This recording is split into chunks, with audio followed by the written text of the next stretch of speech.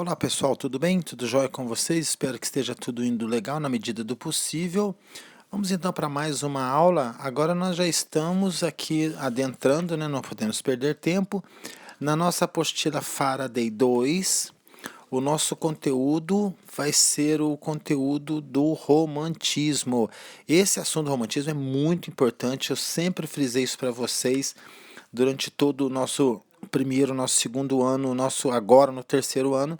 Por que ele é importante? Porque o romantismo ele cai bastante no Enem, ele cai muito nos vestibulares, tá? Não que as outras escolas para trás do romantismo não apareçam, claro que aparecem sim, mas é a partir dessa escola do romantismo que as produções nacionais, a literatura brasileira ganha autenticidade, ganha uma força nacional mesmo.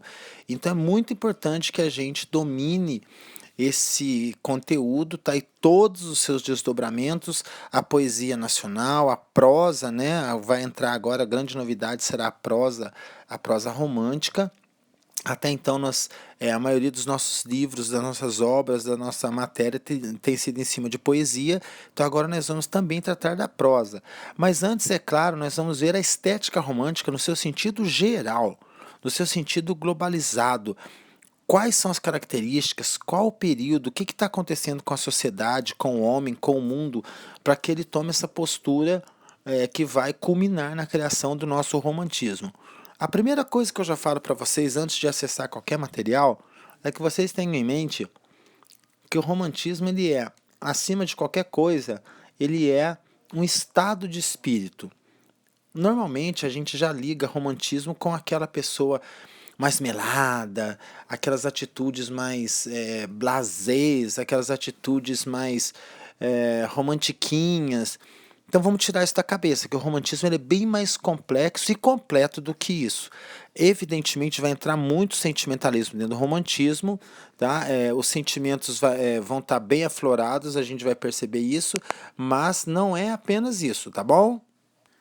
Vamos tomar como ponto de partida a página 64, onde nós temos uma pintura do William Turner de 1810, tá, que chama Naufrágio de um Navio Cargueiro. Por que eu estou chamando atenção, vou chamar a atenção de vocês para essa imagem? Este quadro do William Turner, ele está carregado de características do romantismo. Vejam que quando eu disse para vocês que o romantismo é mais complexo e completo do que os simples sentimentos, paixões e frustrações, vejam como este quadro, essa imagem do William Turner é carregado de, em primeiríssimo lugar, dramaticidade. Há toda uma situação catastrófica bem registrada através não só de imagens, como de técnicas também. As técnicas que mais chamam a atenção é a ideia de movimento catastrófico da imagem. Vejam o navio sucumbindo, as pessoas caindo ao mar, gente se agarrando para que não possa morrer. A paleta de cores usadas no quadro, tá, são cores mais escuras, cores mais tensas, mais frias, para que se passe um ar, uma atmosfera de melancolia, de tragédia. Então vejam que o romantismo ele trabalha bem com essa parte de dramaticidade, tragédia, melancolia, de locos horrendos. Imaginem essa imagem se ela transmite algo de alegre, algo de positivo. Evidentemente que não, é um quadro bem mais taciturno, bem mais fechado, é um quadro bem mais sério, bem mais tenso. Esse é o romantismo, uma boa amostra dessa dramaticidade, melancolia, está aqui nessa imagem do William Turner, aí da página 64. Vejam que eu tenho também destacar bastante, como eu já falei, essa dinâmica do quadro, tá? Esse movimento, essa ideia de movimentação. Quase dá para a gente sentir o momento em que a onda bate e o barco vai virando. Nós conseguimos sentir o desespero das pessoas em se agarrar a alguma coisa, lutar pela sua vida. Então nós temos, sem dúvida alguma, aqui neste quadro, o nosso locus horrendos, tá? Que apela muito para esse lado melancólico emocional de quem está vendo a pintura, ok? Muito bem, vamos então passar a nossa teoria, a nossa página 65. É uma parte muito importante, então eu peço muito carinho e atenção de vocês com essa aula que vai trazer as características e todo o clima, todo o ambiente que está rolando no romantismo, tá? Vamos começar então com o romantismo, que é do século XVIII, tá? Ele acontece no século XVIII, logo após o arcadismo. Tá? O arcadismo ele pregava século das luzes, né? A gente já estudou isso. Pregava o racionalismo, equilíbrio, harmonia, a perfeição formal. Agora no romantismo nós vamos ter uma liberdade. Essa palavra é muito importante dentro do romantismo, tá? Vamos então à estética romântica. Historicamente falando, vai bater aí, olha, com a ascensão da sociedade burguesa, como está aí no alto da página 65. A ascensão da sociedade burguesa, ela vem junto com a Revolução Francesa, a queda da Bastilha. Então vejam que são momentos históricos que mostram o quê? Luta, que mostram o ser humano lutando pelos seus ideais. E luta traz o quê? Conflito, guerra, batalha, sangue, melancolia, tudo aquilo que eu falei para vocês lá no Turner está acontecendo na vida real, tá? Então a burguesia, ela não ascendeu, ela não subiu, ela não se firmou de maneira gratuita, de maneira fácil, de maneira sem ser por luta. E isso vai refletir dentro da estética romântica. Quais são os valores liberais que nós temos? Olha, liberais, a liberdade que eu falei para vocês.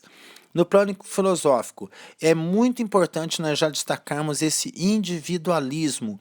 O romantismo agora ele vai trabalhar muito com o lado subjetivo, individual do ser, para que o homem possa falar das suas melancolias, seus sentimentos, suas alegrias, frustrações, tristezas, centrados bem no indivíduo, no ser, nele apenas, tá?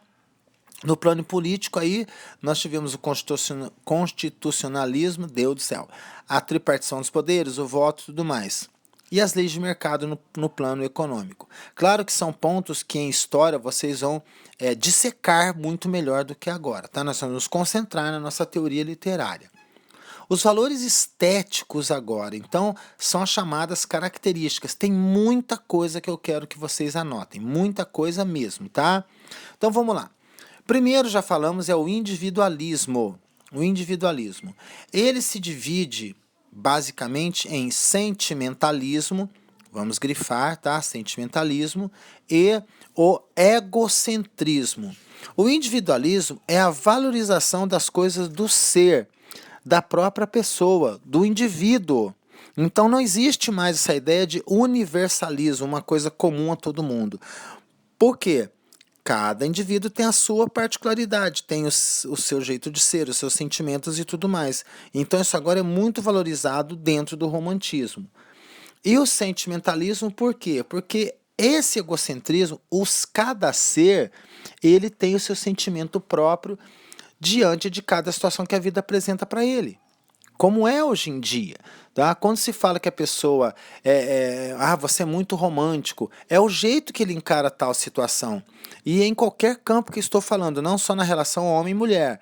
Tá? É na relação de ser uma pessoa sonhadora, uma pessoa que acredita nas coisas, que eleva os seus ideais acima de qualquer coisa, luta por eles. São atitudes românticas.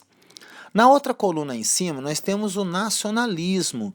Esse nacionalismo, ele vai se dividir, quer ver? Estamos falando em Brasil e Europa. Então vamos lá. O nacionalismo, ele ganha muita força por conta da Revolução Francesa também, né, e outros movimentos que tiveram pela Europa. E no Brasil nós tivemos a nossa independência, que foi o nosso momento histórico muito forte. Lá em cima, nacionalismo, nós temos assim, olha, idealização do herói nacional.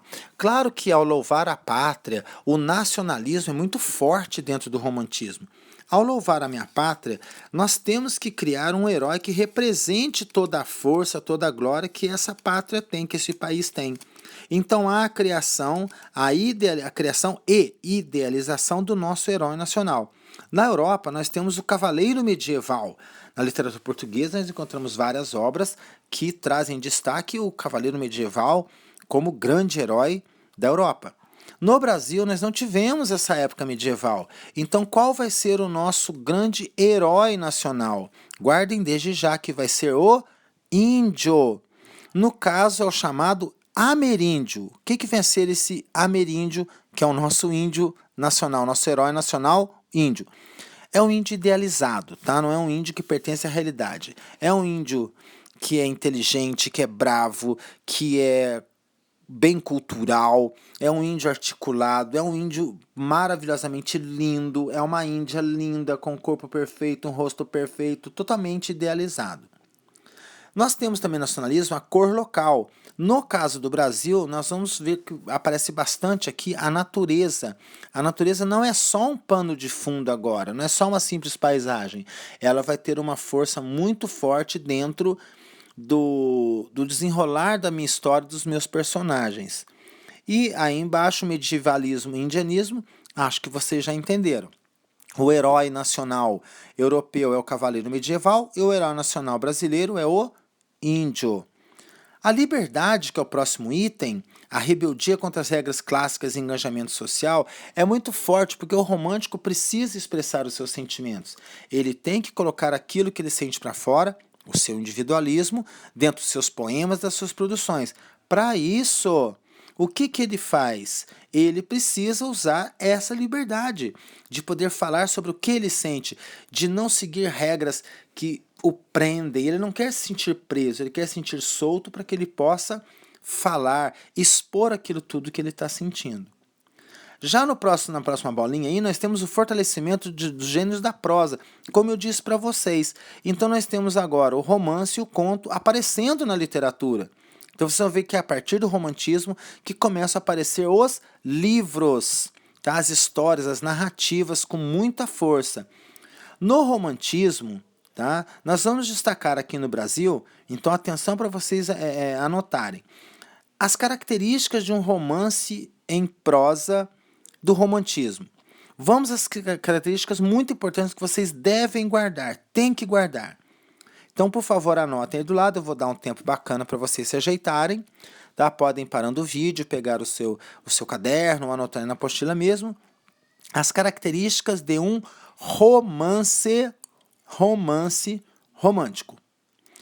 Primeira característica de um romance romântico é que ele é um romance de folhetim, ou seja, ele era feito para ser publicado em jornais. Várias partes publicadas em jornais antes de sair o livro final. Então, a cada semana, a cada 7 dias, né, era colocado no jornal publicado uma parte da história. Por isso eram chamados romances de folhetim. As personagens, sejam elas homens ou mulheres, eram completamente idealizadas. As personagens tinham que ser idealizadas. Homens perfeitos, mulheres perfeitas. O romance romântico, próxima característica, ele vai, atenção, retratar a burguesia. Ele não vai criticar a burguesia. Isso vai ficar para a próxima escola literária nossa. O romantismo, ele retrata os costumes e os hábitos da burguesia. Próxima característica que nós encontramos é a linguagem. Vejam bem o que acontece aqui. Quando a burguesia assumiu o poder, ganhou status de classe social, as mulheres burguesas também queriam ter o seu papel, também queriam ter a sua importância. Então elas, baseadas em tudo que a nobreza fazia, elas queriam fazer também festas, roupas, hábitos. E um desses hábitos que as mulheres burguesas queriam imitar das mulheres da nobreza era o hábito de leitura. As mulheres queriam ler, muitas delas eram analfabetas, muitas delas, para não dizer que todas, né? Mas muitas, um número muito grande delas não sabiam ler. Então elas aprenderam a ler para poder ler os livros, assim como as mulheres burguesas faziam, as mulheres da nobreza faziam. Então, o que as editoras pensaram? Poxa, nós temos um novo público. Nós temos que atender essa nova demanda, que são as mulheres que querem ler. Querem ler o quê? Histórias românticas. As histórias nas quais nós temos, basicamente, um casal que vive uma grande paixão. Essa paixão é muito difícil de acontecer dentro da ficção da história, tá? Eles passam por desafios, eles passam por tristezas, percalços, coisas que vão fazer de tudo para que o amor deles não dê certo, mas eles vão lutar contra isso, o herói romântico vai brigar por sua amada e vão se dar bem no nosso final feliz. Tá? Então, esse tipo de história é que precisa ser feita agora para cativar as leitoras mulheres. Então a linguagem não pode ser uma linguagem empolada, uma linguagem erudita. É preciso que a linguagem seja mais fácil, rápida, ágil, para a história ser mais dinâmica e agradar esse público que está chegando agora. Dentro dessas histórias, muitas, mas muitas delas, usavam o artifício do chamado milagre romântico para deixar a história bem mais atraente. O que veio a ser esse milagre romântico? São situações que acontecem entre o casal, da nossa história, que faz com que seja impossível eles ficarem juntos. Aí vem o milagre romântico e faz com que tudo aquilo seja resolvido e eles fiquem juntos para terem um final feliz. Dentro da literatura brasileira, esse romance romântico, o que nós tivemos? Nós tivemos 5 tipos, tá? 4, um tipo é mais relativamente novo, 4 tipos de romance, 4 tipos de livros. São esses: o romance urbano, que se passa na cidade, o romance indianista, que tem o índio como protagonista, o romance histórico, que vai apelar para fatos históricos para montar a sua história, o romance regional, que vai se concentrar, obviamente, em regiões do Brasil. E um outro tipo, tá, não oficial, mas é válido e todos os vestibulares consideram, é o chamado romances de transição ou os romances pré-realistas. São aqueles romances que já trazem uma temática diferente, nem parece que são romances românticos, como, por exemplo, a obra que nós vamos tratar lá na nossa aula 11, na página 71, Memórias de um Sargento de Milícias. É uma história que você pensa que ela é qualquer tipo de história, menos um romance, menos sendo romântica, né, um romance romântico, por conta de características que já adiantam o realismo, mas isso é um assunto para depois. Agora nós temos que concentrar nesses tipos, repetindo quais são os tipos de romance romântico. Nós temos o romance urbano, o romance indianista, o romance histórico, o romance regional e o romance pré-realista ou romance de transição, ok? Basicamente é isso que o romantismo traz para nós. Eu quero acrescentar com vocês mais algumas características do romantismo, que são as seguintes características. Primeira delas, para nós colocarmos a mais aí, é o sonho. O romântico acredita muito nos sonhos, tá? Ele sonha bastante. O sentimentalismo já comentamos, então vamos falar sobre as fugas românticas. É muito natural de acontecer, tanto na poesia quanto na prosa do romantismo, as fugas, ou seja, o romântico não se adapta bem àquela sociedade, né, àquela realidade que ele vive, de correr, de querer trabalho, dinheiro, convívio social, tal. Não, ele quer viver o seu sonho, viver o seu romantismo plenamente, viver com a sua amada, ter esse momento idílico. Então, como que ele faz? Ele não pode fazer uma história, um romance baseado na realidade. Então, ele provoca fugas. E nós temos esses tipos aqui de fugas. O primeiro deles é a fuga no tempo. Depois é a fuga no espaço. A fuga no sonho. A fuga na loucura. E a fuga na morte. Essas fugas são as histórias em que o romântico escreve. Vamos pegar, por exemplo, aqui a fuga no tempo, tá? Ele vai fazer um romance romântico na qual o herói dele é um cavaleiro medieval. É só vocês lembrarem, né, ou então saberem da obra Eurico o Presbítero, de Alexandre Herculano, na qual o herói é um herói medieval.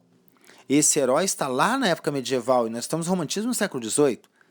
Então, veja como ele viajou no tempo para poder trazer esse romance para nós. Ok? Muito bem, gente. Então, com base nessa nossa introdução, nós vamos ver os nossos exercícios aqui que tratam sobre o romantismo. Vamos dar uma olhada no primeiro deles, onde na página 65, ainda estou nela, onde o nosso grande poeta da primeira fase da poesia romântica brasileira, o Gonçalves Dias, ele traz um prólogo. A pergunta é, então a questão 1, o fragmento do prólogo da primeira edição de Primeiros Cantos de Gonçalves Dias mostra como o poeta romântico concebe sua atividade literária. Com base nesse trecho, sua concepção de poesia considera o quê? Então, para o Gonçalves Dias, o que é a poesia para ele?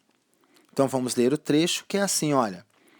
Com a vida isolada que vivo, gosto de afastar os olhos de sobre a nossa arena política para ler em minha alma. Tá vendo? Então, o jeito dele, que ele escolheu de fazer a sua obra. Afastar da realidade e olhar para dentro dele mesmo.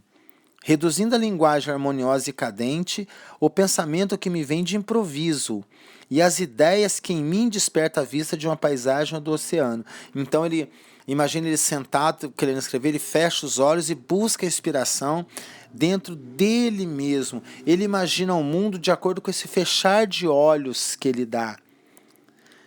Casar assim o pensamento com o sentimento, o coração com o entendimento, a ideia com a paixão, colorir tudo isto com a imaginação, fundir tudo isto com a vida e com a natureza, purificar tudo com o sentimento da religião e da divindade. Aí está a poesia, grande e santa. A poesia como eu a compreendo, sem a poder definir, como eu a sinto, sem poder traduzir. Então percebam que o tempo todo ele fala do eu, do eu, do eu, como manda o romantismo, o individualismo, essa subjetividade que o realismo exige que seja feito agora, para satisfazer os anseios do ser humano. Vamos então aquele tempinho para vocês responderem, tá? E eu volto com a resposta.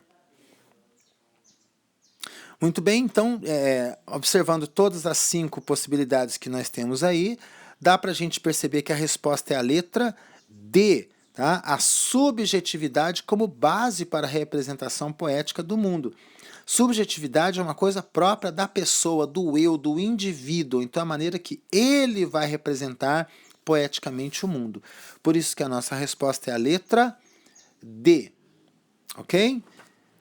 A questão número 2, o livro é a América, que é um poema de Castro Alves, e aí vale uma dica para a gente já matar a questão, tá? Até adiantando para vocês um pouco Castro Alves. Uma das características do Castro Alves é trabalhar com o gigantismo ou titanismo, que é você fazer o quê? Engrandecer, exagerar, né, nas descrições, nas alusões que você faz. E o Castro Alves, ele faz esse exagero, esse titanismo com a América, considerando a América como um gigante que vai ocupar o seu espaço em destaque no mundo. Então, só uma dica que pode ajudar vocês, tá? Já adiantando. Então, nós temos o exercício 2, um texto do Alfredo Bozzi, A História Concisa da Literatura Brasileira, que diz assim: na ânsia de reger os tempos futuros, o romantismo dinamizou os grandes mitos. Dinamizou os grandes mitos. A nação e o herói. Viram como bate com a nossa teoria lá? Nação, nacionalismo e o herói nacional? Para algumas nações nórdicas e eslavas, e naturalmente para todas as nações da América, que ignoraram o Renascimento, será este o momento da grande afirmação cultural. Quando falo ignorar, no nosso caso, nós não tivemos o Renascimento. O Renascimento chegou para nós na época do Descobrimento, em 1500. Então nós pulamos essa fase. Nós não tivemos essa fase na nossa literatura. Então agora no romantismo é que entra esse gigantismo todo. E aí nós temos o poema do Castro Alves. O livro e a América. A América, já é uma grande dica para nós. Talhado para as grandezas, para crescer, criar, subir novo mundo nos músculos, sente a seiva do porvir. Estatuário de colossos, cansado de os esboços, disse um dia Jeová: vai, Colombo, abre a cortina. Nesse momento, agora a gente passa para a página 66, a página 66. Da minha eterna oficina, tira a América de lá. Molhado ainda do dilúvio, qual tritão descomunal, o continente desperta no concerto. Vocês estão vendo, olha, o continente desperta no concerto universal. Então dá a impressão que é um gigante mesmo que estava adormecido na água, né? Um continente na água, aí ele se levanta, imagina aquele monstro gigantesco levantando. Esse é o gigantismo, esse é o titanismo.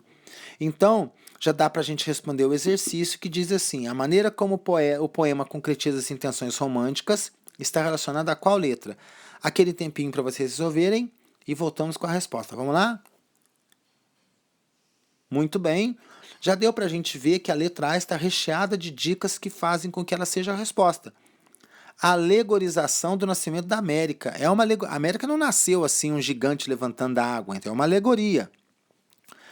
A alegorização do nascimento da América como um gigante, olha o titanismo, o gigantismo aqui, que surge para atuar poderosamente nos novos tempos. Então eu tenho esse gigantismo através dessa alegorização que trata de um gigante que vai poderosamente atuar nos novos tempos. Ok? Então a resposta é a letra A. Joia, pessoal? Muito bem, gente. Lembrar vocês de fazer, então, olha, a nossa tarefa mínima, faça a tarefa complementar e também faça a tarefa desafio.